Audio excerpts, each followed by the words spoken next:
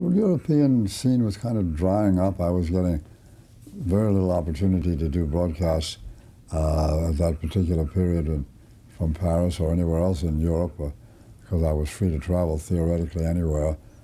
And the salary was being reduced to being not paid by the broadcast very, very, very little, not enough to live on.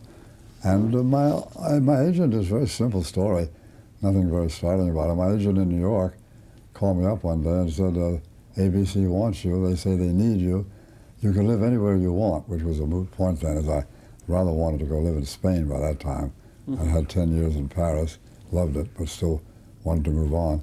And I suggest you take it. And as he said as I was saying earlier, in the immemorial phrase of agents don't look back.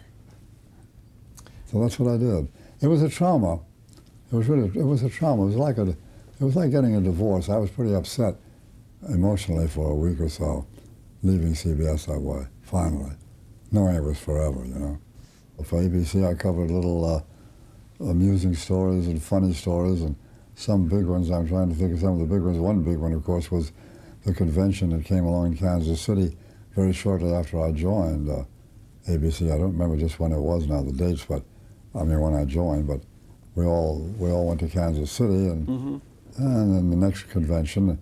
At that time, a man running ABC News was named Elmer Lauer, and he had been at CBS for a few years while I was there steadily for a long time, and we were good friends. And then he retired, and things changed and changed and changed.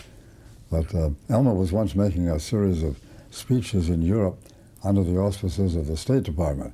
This was after he had retired, and he was going to begin in Paris, and he was going to write them in New York, and he wanted information from me that might help him write his speeches, or at least the first one.